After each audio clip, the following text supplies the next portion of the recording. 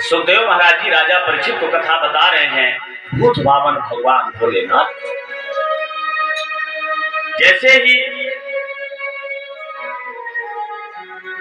सुखदेव महाराज जी कहते हैं कि सती जी का देह त्याग हो गया। जैसे सती जी का देह त्याग की बात उठती है, राजा परीक्षित कहते हैं ऐसा क्या अनहोनी हो गई, ऐसी कौन सी विपदा आन पड़ी जो माता सती को अपना शरीर छोड़ना पड़ा।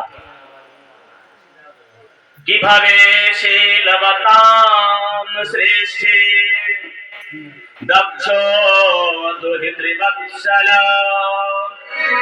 विदवे समकरोत कसमात् अनादृत्यात्मजां सती।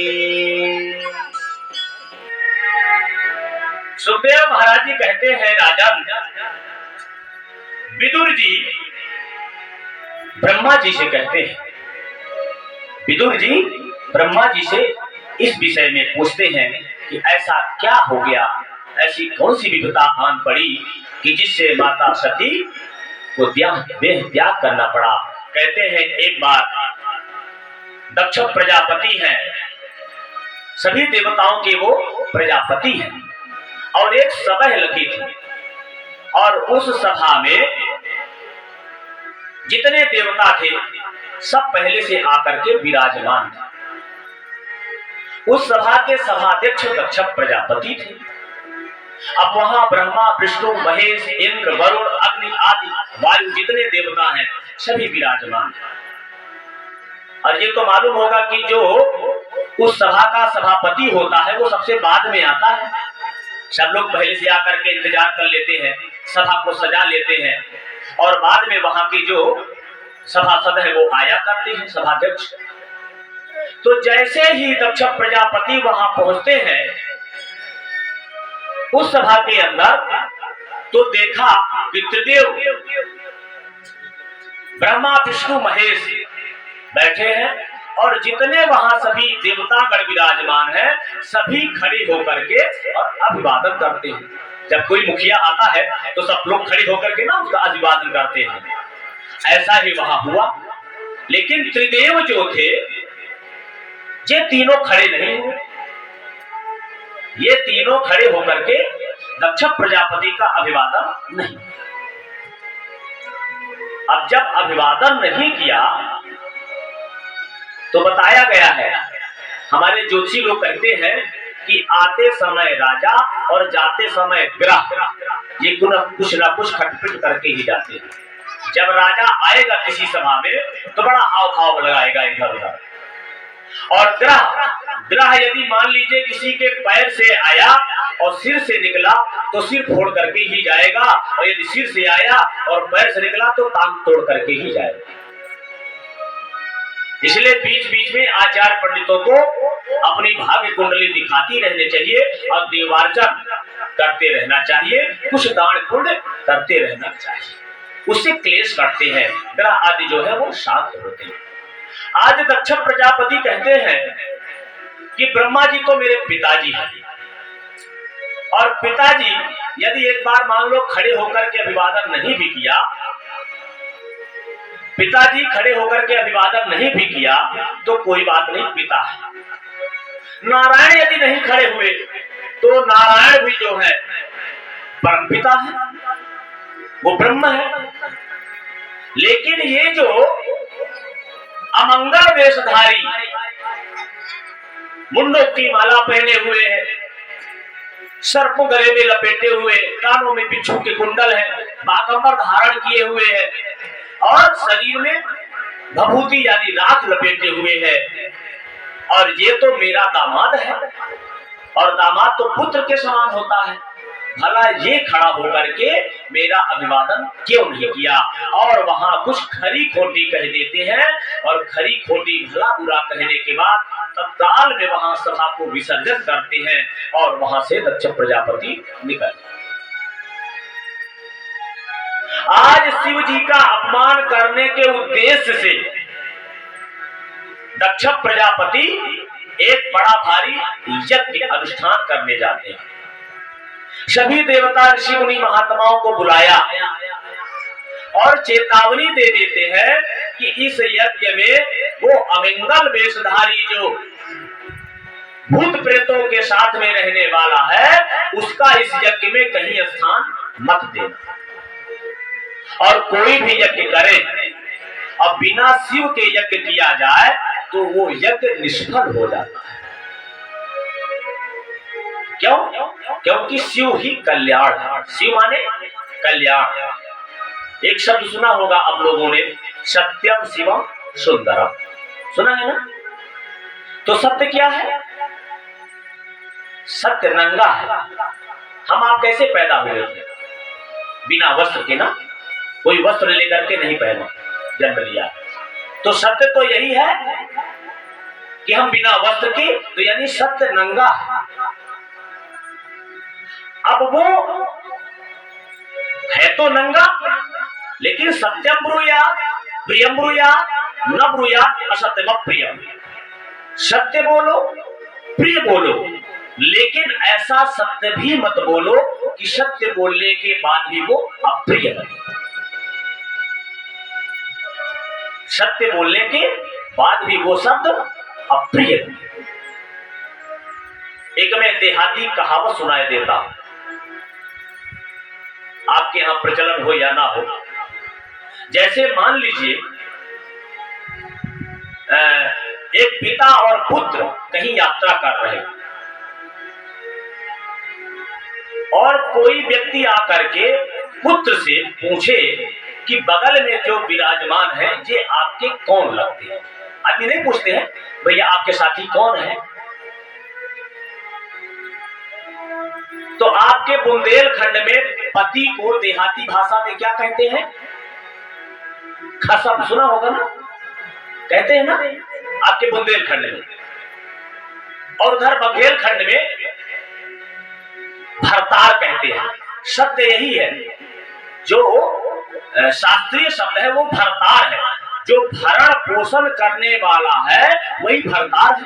जो पति है वो भरण पोषण करता है ना, तो भरतार है। भरतार का अपभ्रंश शब्द है भतार, और आपके यहां उसी को खसम के रूप में कहते हैं। तो ये तो अकाट्य सत्य है आपकी भाषा में कि यानी ये मेरी मां के कौन है, अपनी भाषा में बताइए। ये मेरी मां के खसम है, अथवा बघेलखंड में कहो तो ये मेरी मां के भरतार है। तो अकाट्य सत्य, लेकिन ये सत्य इतना कड़वा है, इतना कड़वा है कि बाण तो शायद घाव करने से चूक जाए, लेकिन ये सत्य इतना कड़वा है कि इतना घाव कर जाता है कि असहनीय है। इसी को, सत्य को, है तो सत्य, लेकिन सत्य को शिव से ढक करके, सत्य क्या है?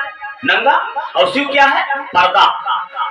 तो सत्य को शिव से ढको यानी पर्दा लगा दो और यही शब्द कह दो, ये जो मेरे बगल में विराजमान है परम पूज्य मेरे पिताश्री हैं। कितना सुंदर लगेगा, परम पूज्य मेरे पिताश्री है।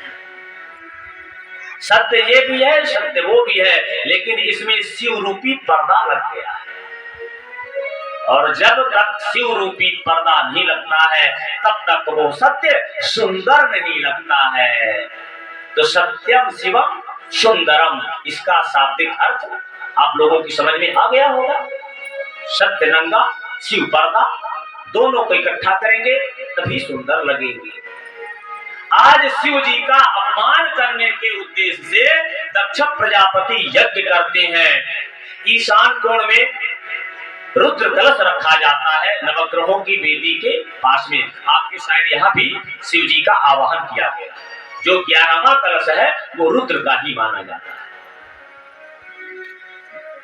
आचार्य लोग पूजा करवाते हैं। असंख्याता सहस्त्राणि ये रुद्रा अधिभूम्यम देखा गुण सहस्त्र योजने वधन्वान्वित नमसी। जो असंख्य है, अगण्य है, जो अपार है, जिसका पार नहीं पा सकते हैं।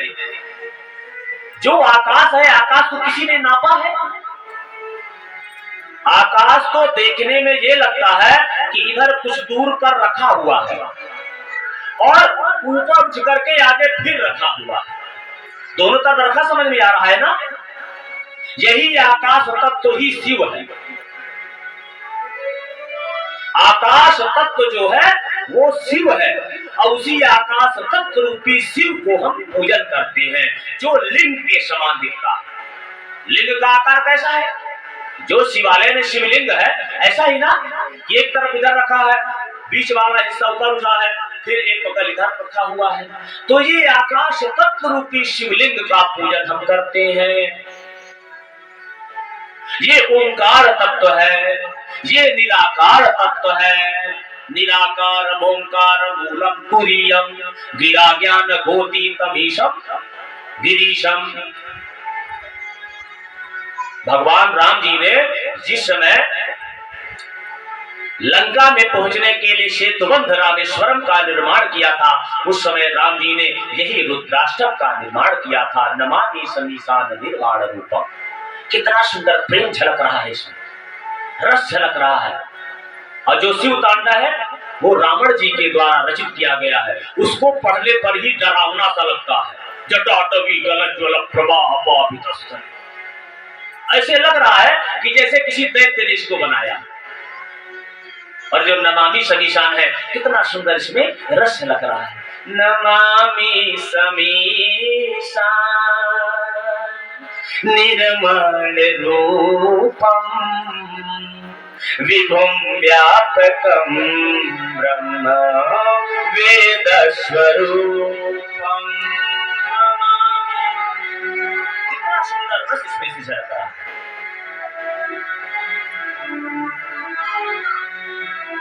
और मुझे मेरे पास कोई प्रश्न आया था, तो एक एक जन को बताना ठीक नहीं है, पूरी सभा को मैं बताए देता हूं। शिव पुराण में साफ साफ शब्दों में लिखा हुआ है। किसी ने पूछा है मुझसे कि शिव जी को बेलपत्र क्यों चढ़ाया जाए। तो पहली चीज तो ये समझिए कि बेल का वृक्ष लगाने से और उसको सींचने से लक्ष्मी जी प्रसन्न होती है। एक प्रकार से ये लक्ष्मी का भाई है। दैत्य के रूप में इसका जन्म हुआ था। शिव जी के द्वारा इसकी मृत्यु हुई थी और शिव जी की स्तुति किया था। जब शिव जी की स्तुति किया तो स्तुति से शिव जी प्रसन्न होते हैं और प्रसन्न होने के बाद उसको आशीर्वाद देते हैं कि मैंने तुम्हें मारा था जरूर, लेकिन अब तुम्हें मैं इतना आशीर्वाद देता हूं कि तुम हमेशा हमारे सिर पर रहना, तब तुम्हें शीतलता पहुंचे। दूसरा कारण है, एक दूसरा कारण यह है कि उसमें 3 दल होते हैं। उसमें 3 दल होते हैं ना, तो एक है ब्रह्मा, एक है विष्णु और एक है महेश। एक है आकाश, एक है पाताल और एक है भूलोक। एक है आदिशक्ति मां लक्ष्मी, सरस्वती और महाकाली। महाकाली, महालक्ष्मी और महासरस्वती, ये 3 शक्तियां हैं। सत, रज और तम, ये सब 3 है ना। तो ये तीनों मिलकर के ही शिव पर जब समाहित होते हैं, जब शिव के ऊपर रहते हैं ये, तो हमेशा ये तीनों फलते फूलते रहते हैं और हमेशा आपके लिए आशीर्वाद प्राप्त होता है कि आपके जीवन में भी हमेशा महाकाली, महालक्ष्मी और महासरस्वती का आशीर्वाद, ब्रह्मा विष्णु महेश का आशीर्वाद प्राप्त रहे। और एक और कारण है, देखिए एक काम के कई भेद हैं और कई कारण होते हैं उनके। एक कारण यह है कि बिल्वपत्र औषधि, जिन माता भाई बहनों बंधुओं के उदर विकार हो, पेट संबंधी कोई बीमारी हो, वो ज्यादा ना कर सके तो 11 सोमवार को 5 बेलपत्री ले और उन 5 बेलपत्री को लेकर के अब 1 लोटा तांबे के बर्तन में जल भर के शाम को रख लिया जाए, शुद्ध साफ, इतवार के शाम को। सोमवार के सुबह वही रखा हुआ जल तांबे के बर्तन का जो प्रतिष्ठित शिवलिंग की मूर्ति हो वहां ले जा करके सबसे पहले दरवाजे पर स्नान करके और वहां एक बेलपत्री चढ़ाए, फिर शिव जी के जाकर के वहां उनके जलहली पर चढ़ाएं, शिव जी के ऊपर चढ़ाएं, गणेश जी पर चढ़ाएं और वही माता पार्वती हैं। इन पांचों जगह चढ़ा करके और प्रणाम करके उस जल को चढ़ाना चाहिए और जल को चढ़ा करके और उस जल को अपने हाथ में अथवा उसी लोटा में रोप लेना चाहिए और वो बेलपत्री उठाइए शिव जी के ऊपर से और उसको चबा जाइए और वो लोटा का पानी जो आपने रोका है उसको पी जाए तो उदर रूपी सारी समस्याओं का निदान हो जाए। अब ये जो शिव जी पर चढ़ता है बेलपत्र, तो जिस समय आप लोग वार्तालाप मत करिए, उधर जाकर के और पिछला करके फिर आइए, हमारा मन डिस्टर्ब हो जाता है। कथा के समय में वार्तालाप जिनको करना हो वो जरूरी काम है, मैं ये नहीं कह रहा हूँ बाहर जाकर के कर लीजिए, यहाँ वार्तालाप नहीं करना, यहाँ जो मैं कह रहा हूँ वो सुनिए, बाद में आप सुनिए। तो शिव जी को जिस समय समुद्र मंथन चल रहा था तो समुद्र मंथन के समय सबसे पहले हलाहल नाम का विष निकला। अब वो तीनों लोगों को लग रहा था जला देगा, भस्म कर देगा। सभी देवतागण जाकर के शिव जी के स्तुति करते हैं, उनसे मनाते हैं और उनसे कहते हैं ये हलाहल नाम का विष आप पान करिए और कोई जहर पिए अपनी पत्नी से न पूछे, तो ये तो गलत बात है। तो शिव जी माता पार्वती से भी पूछते हैं क्या करें, ये देवतागण जहर पीने के लिए कह रहे हैं, क्या करूं, पान कर जाऊं। धन्य है माता पार्वती। माता पार्वती कहती है जनमानस का कल्याण करने के लिए, तीन लोग जो जले जा रहे हैं उनका कल्याण करने के लिए यदि मेरा सुहाग भी मुझे छोड़ना पड़े तो मुझे स्वीकार है, लेकिन तीनों लोगों की रक्षा करने के लिए आप जहर भी पान कर लो।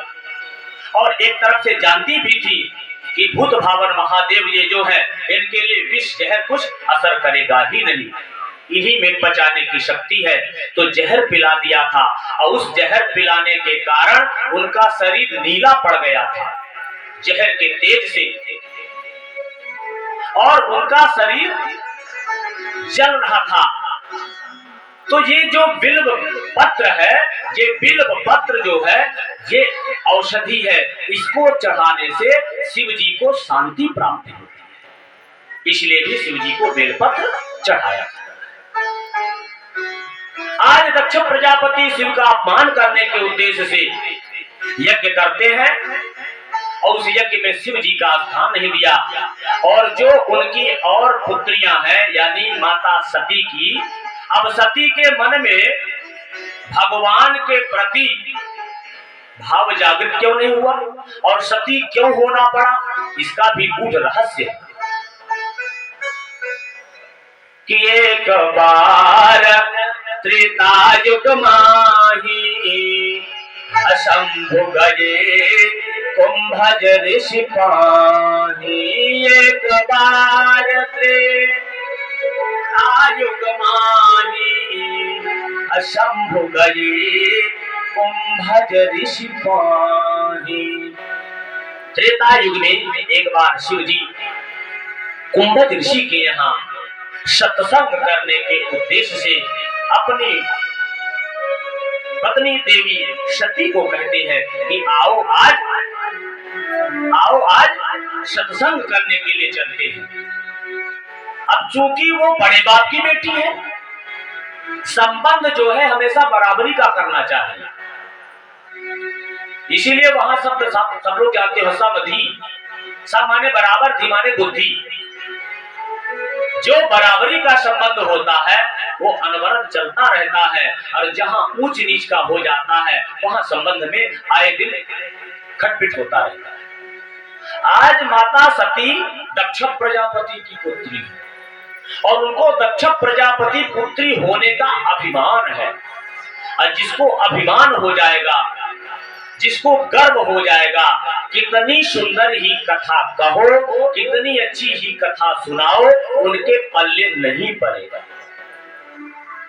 जो कथा सुनने आएगा वो कथा सुनेगा, और जिसको केवल चारों तरफ से कमी देखना है कि महाराज जी ठीक ठाक नहीं है, मंडप जरा टेढ़ा है, वो वहां ये हो रहा है, वहां वो हो रहा है, उसके पल्ले कथा नहीं पड़ती। उसको अभिमान रहता है अपने, जो छोटे से सरोवर होते हैं, नाली, थोड़ा सा पानी बहता है तो वो भर जाती है, उफना जाती है। तो ऐसे जिनको कम ज्ञान है, कम बुद्धि के व्यक्ति जो होते हैं, उनको अपने ज्ञान का अभिमान रहता है और कथा उनके पल्ले नहीं पड़ती। 4 घंटे की कथा समझ में नहीं आएगी, कहीं थोड़ी सी कोई कमी आएगी, वो पूरा याद रहेगा, सालों साल याद रहेगा। फलाने गुरुजी आए थे तो ऐसा करके चले गए थे, और 7 दिन में कितनी अच्छाइयां हैं ये किसी के पल्ले नहीं पड़ेगी। आज सती जी की ये कथा है, ये हमारी आपकी नहीं है। सती जी को शिव जी कहते हैं आओ सत्संग करने के लिए चलना है, और सती जी अंदर तैयार होती हैं, और हमारी माताएं बहनें हैं जो ना, उनको तैयार होने में बड़ा समय लगता है। कहीं जाना हो और जल्दी हो, गाड़ी छूटने वाली हो, तो कुछ ना कुछ उनका घटा ही रहेगा। ये साड़ी निकालेगी, कुछ देर पहनेगी, इसको देखेगी, फिर वो वाली देखी इसमें कैसे लग रहे हैं, सामने जाएंगी, वो बड़ा वाला जो शीशा लगा रहता है उसमें देखेगी मैं अब कैसी लग रही हूँ। यही माता सती कर रही है, तैयार हो रही है। शिव जी कहते हैं अजी देवी क्या कर रही हो, चलिए सत्संग की ओर चलना है। जी आ रही हूँ, जी आ रही हूँ। मेरे प्यारे भक्तों, 16 दिन तक माता सती तैयार होती है। 1 दिन 2 दिन नहीं, 16 दिन तक तैयार होती रह गई। 16 दिन में 16 श्रृंगार कर पाई। उसी दिन से माताओं का 16 श्रृंगार हो गया। उसी दिन से 16 पक्ष का महीना हो गया। महीने में जो 30 दिन होते हैं, 16 तिथियां होती है ना, प्रतिपदा से अमावस्या और पूर्णमासी तक 16 तिथियां होती हैं। तो उसी दिन से 16 तिथियां हो गई। उसी दिन से 16 प्रकार का भगवान का पूजा होने लगा। 16 प्रकार से लक्ष्मी की स्तुति, नारायण की स्तुति, रुद्र की स्तुति और पितरों की स्तुति। और उसी दिन से हम मानवों के 16 संस्कार हो गए। जो वेद विहित संस्कार और धर्म मार्ग का पालन करने वाला होता है वही उच्च माना जाता है, और जो इन संस्कारों को नहीं मानता, वेद में लिखे हुए जो वाणी है उनके जो विपरीत चलता है उसी को शूद्र कहते हैं। शूद्र यानी छोटा, जो उनके क्रियाकलापों का ना माने। बाकी जन्मतः जायते शूद्रा, जन्म से हम आप और सभी शूद्र हैं। विभाग को इसलिए बांट दिया गया कि जो सृष्टि का क्रम है ये उथल पुथल ना हो, सभी राजा हो जाएंगे तो भला छोटा काम कैसे होगा। और वेदों में हमारे कभी किसी के साथ पक्षपात नहीं हुआ है। वेदों में किसी के साथ पक्षपात नहीं हुआ है। कोई कह दे कि ब्राह्मणों ने अपने लिए अच्छा बना लिया, हमारे लिए गड़बड़ कर दिया, ऐसा कुछ नहीं है। ब्राह्मणों ने, जो ऋषि मुनियों ने जो नियम बनाए हैं, जो सनातन धर्म है, उस सनातन धर्म में कभी किसी व्यक्ति विशेष के पक्षपात नहीं किया। जो यज्ञ होता है, जो भागवत है, सप्तंडी है, रुद्र यज्ञ है, कोई भी यज्ञ हो, मान लीजिए XYZ, विवाह आदि भी जो है, व्रतबंध आदि, उसमें पक्षपात नहीं है। सबको कमाने खाने के लिए ये एक माध्यम है। इसी से धर्म का पालन भी होता है, इसी से हमें आप सबको कमाने खाने के लिए एक जरिया मिलती है। अब देखिए क्या पीतल के बर्तन यदि पूरे लगा दिए जाते, जो 11 कलश आए थे, तो क्या पूजा ना हो पाती? हो जाती। लेकिन जो मिट्टी का बर्तन बनाने वाला है वो क्या खाएगा? मिट्टी के बर्तन तो नहीं खाएगा ना। उसके लिए हमारे सनातन धर्म में रोजी रोटी दे दी गई है कि मिट्टी के बर्तन ही लाओ तभी यज्ञ शुभ होगा। अब बोले यहाँ नाऊ जो है जाति बांट दी गई है, जो तो नाऊ बेचारा क्या खाएगा? तो बोले नाऊ को बुलाओ, दोना पत्तल देगा। अब जो सोनार है तो सोना चांदी क्या करेगा? बोले यज्ञ में सोना चांदी भी चढ़ाना चाहिए, बिना स्वर्ण दान के कोई यज्ञ की पूर्ति नहीं होती।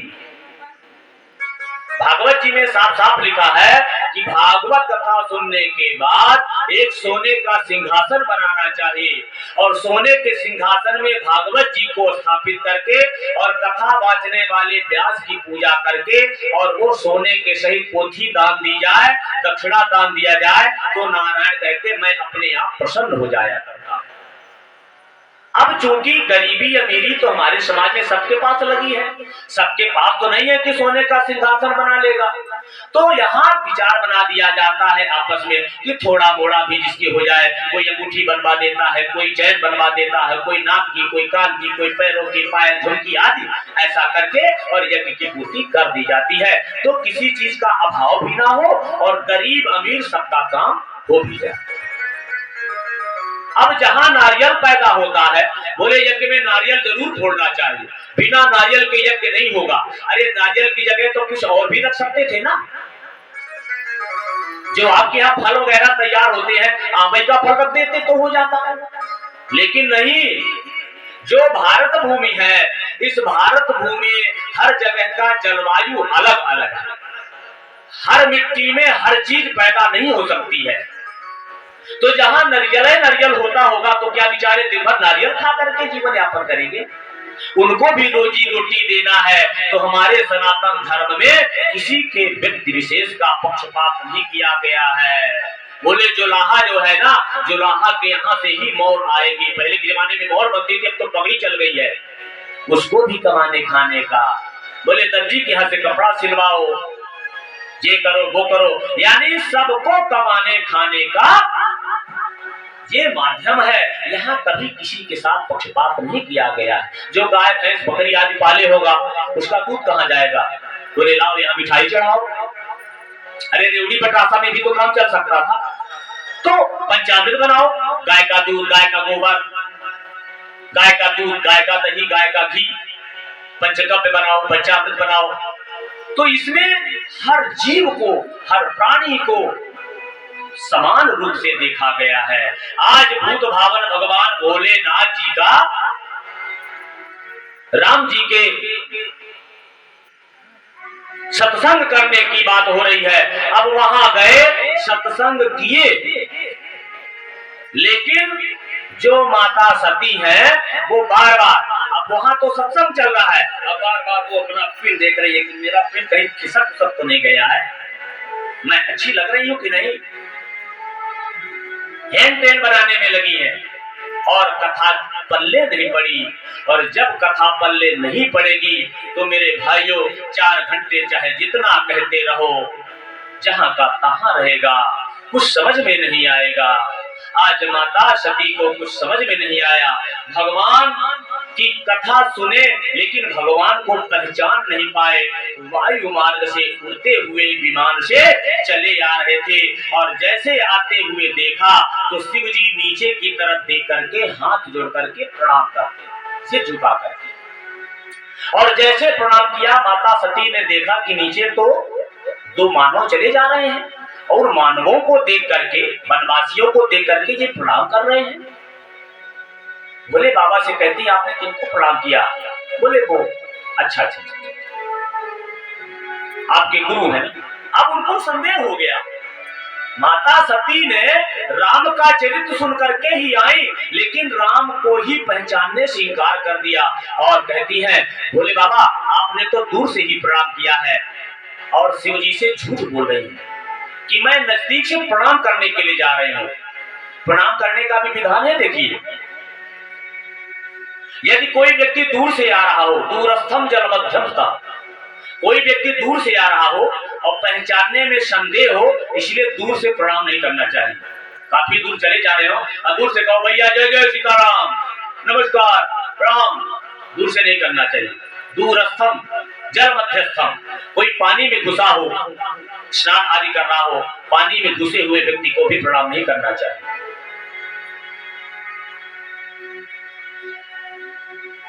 प्रणाम करने का विधान जहाँ है, साष्टांग दंडवत, डंडे की समान सीधा लेट करके जमीन पर प्रणाम करने का विधान है, जिससे आपके द्वारा किया गया जो कर्म है, पाप कर्म है, वो पीठ पे छिपा रहता है। और सामने जो तपस्वी मनुष्य संत महात्मा ब्राह्मण आदि आ रहे हैं, उनके दिव्य ज्योति की दृष्टि पड़ने से ही उनका पाप नष्ट हो जाता है।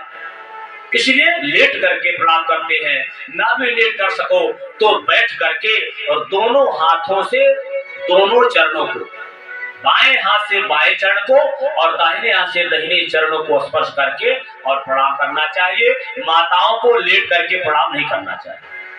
ये भी सुन लीजिए, अभी मैंने कहा ना कि लेट करके, तो माताएं भी सोचे कि मुझे भी लेट करके प्रणाम करना है। माताओं को लेट करके प्रणाम नहीं करना चाहिए और माताओं को पति के अलावा किसी पराये पुरुष को स्पर्श करके भी प्रणाम नहीं करना चाहिए। पराये पुरुष को कभी स्पर्श नहीं करना चाहिए। माताओं को प्रणाम करने का विधान है कि अपना पल्लू ले और पल्लू का सहारा लेकर के और सुंदर बैठ करके और वहीं सामने भाव से जमीन के माध्यम से ही प्रणाम कर लेना चाहिए। स्पर्श दोष लगता है। वहां माताएं पर पुरुष को स्पर्श करके यदि प्रणाम करती हैं तो स्पर्श दोष लग जाता है। इसलिए हर व्यक्ति को ऐसे नहीं करना चाहिए। आजकल तो प्रणाम करने का विधान ही अलग हो गया है। हाय हाय टाय टाय बाय बाय, आए तो आए दोबारा मत आ, लोग हाथ हिलाने लगते हैं। जा रहे हो, बोले हाँ जा रहे हैं, बोले अब मत आ, टाय टाय। क्या प्रणाम करने का विधान? वैसे सिर झुका करके भी हम प्रणाम कर सकते हैं, आंख बंद करके भी हम प्रणाम कर सकते हैं। आज माता सती राम जी को संदेह कर रही हैं और प्रणाम करने के बहाने से जा रही हैं। और जैसे वहां पहुंची, बोले ये वन में क्यों भटक रहे हैं? शिव जी से पूछा। बोले माता जानकी का हरण हो गया है और वन वन भटक करके माता जानकी की खोज में लगे हैं। बोले ये साक्षात परब्रह्म बता रहे हैं, और ब्रह्म कभी ऐसे भटकेगा अपनी पत्नी के लिए? जो सारी सृष्टि का रचना करने वाला हो, सारी सृष्टि का पालनहार हो, सारी सृष्टि का जो है विनाश करने वाला हो, वो अपनी पत्नी को इस तरह वन वन भटकेगा, ढूंढेगा? जाती है और माता जानकी का वेश धारण करके और शिव जी के सामने जैसे खड़ी होती हैं। शिव जी ने माता जानकी के वेश में देखा, किनको? सती जी को पहचान गए, ये तो हमारी गुरु माता है और हमारी पत्नी के रूप में आए हैं। इसलिए शिव जी ने उनकी तरफ से नजर दूसरी तरफ फेर देते हैं कि देखने का भी मुझे पाप लगेगा, दृष्टि दोष लगेगा, और दूर से ही प्रणाम कर लेते हैं। फिर से सती जी सामने आती हैं। बोले पहचाने नहीं क्या? आप जिनको खोज रहे हो, मैं सामने खड़ी हूँ और इधर उधर खोज रहे हो। बोले माता मैं पहचान गई हूँ, आप सती जी हैं माता, और आप जो है जानकी का वेश धारण करके आई हैं। इतना कहा नहीं राम जी ने कि लज्जा के मारे, शर्मिंदा के मारे भाग खड़ी होती हैं और दौड़े दौड़े जो है शिव जी के पास जाती हैं और शिव जी के पास जाकर के बहाना मारने लगती हैं। शिव जी ने कहा प्रणाम करे आई देवी? बोले हाँ प्रणाम करे आए। बोले क्या कहा राम जी ने? राम जी पहचान गए? अब हाँ पहचान तो गए थे, देश बदल करके गई थी। बोले कुछ नहीं बस प्रणाम आशीर्वाद हुआ, चले आए। और शिव जी समझ गए कि ये ही तन भेंट, अब इस शरीर से दोबारा मुलाकात मुझे नहीं करना है। क्यों? क्योंकि ये मेरे गुरु माता का वेश धारण कर चुकी हैं और गुरु माता के वेश धारण करने के कारण अब हम इनको दोबारा स्वीकार नहीं करेंगे।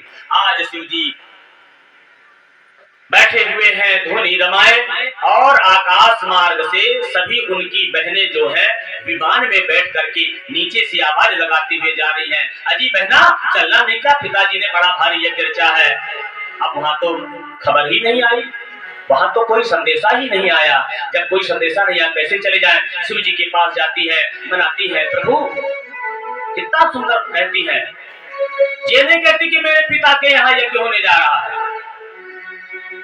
हे परम पिता परमेश्वर, आपके ससुर के यहाँ बड़ा भारी यज्ञ होने, क्योंकि ससुर की बात होगी तो शायद भाव इनका जागृत हो जाए, चलने के लिए तैयार हो।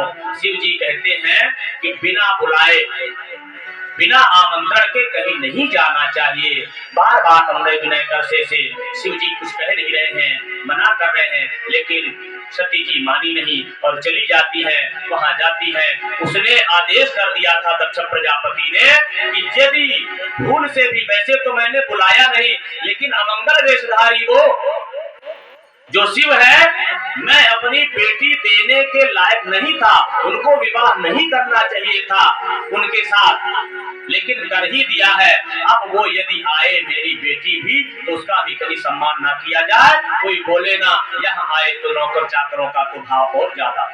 वो इधर उधर मुंह मोड़ने लगे। बहनें जो है इधर उधर जाती हैं, केवल माता जी ने थोड़ा सा प्रेम किया। आती है यज्ञ मंडप पर, देखती है, और जैसे यज्ञ मंडप पर देखती है कहीं शिव जी का भाग नहीं। और भागवत जी में लिखा है कि कोई अग्निकुंड में कूदने की आवश्यकता नहीं पड़ी, क्रोधाग्नि में ही जो है वो जल करके राख हो जाती है। खबर जाती है हिमालय में शिव जी के पास। शिव जी अपने बालों को नोच करके फेंक देते हैं, एक कृत्या वहां से उत्पन्न होती है और कहते हैं जाओ और पूरे यज्ञ का ध्वंस कर दो। वहां जाते हैं और भगवान शिव जी के गढ़ जितने भी हैं वहां रुद्रगढ़ जाते हैं और पूरे यज्ञ को भी ध्वंस कर देते हैं। जितने ऋषि मुनि, किसी की दाढ़ी नोच लिया, किसी के दांत उखाड़ लिया, किसी के बाल नोच लिया, कोई बिना हाथ का हो गया, कोई बिना पैर का हो गया, और सब यज्ञ उथल हो गया। शिव जी को क्रोध आया और शिव जी आज बिना वस्त्र के ही डमरू बजाते हुए, तांडव नृत्य करते हुए पहुंचते हैं और फूल से दक्ष प्रजापति के सिर को ही अलग कर देते हैं। हाहाकार मच जाता है, लगता है तीनों लोकों में प्रलय आ जाएगा, सारा विश्व ही नष्ट हो जाएगा। सभी देवता आते हैं, मनाते हैं, लेकिन कहां शिव जी समझ में आए। सभी भक्त एकत्रित होकर के आज शिव जी की स्तुति करते हैं। आइए 2 मिनट हम लोग भी भगवान शिव जी की स्तुति करते हैं और शिव जी को मनाते हैं, जिससे हमारी आपकी भी रक्षा हो जाए।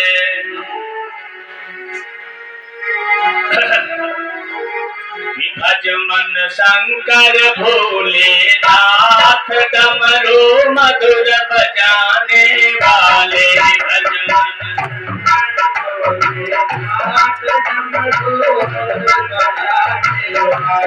भज मन शंकर भोलेनाथ, डमरू मधुर बजाने वाले। डमरू मधुर बजाने वाले, डमरू मधुर बजाने वाले, डमरू मधुर बजाने वाले, डमरू मधुर बजाने वाले। भज मन शंकर भोलेनाथ, डमरू मधुर बजाने वाले। भज मन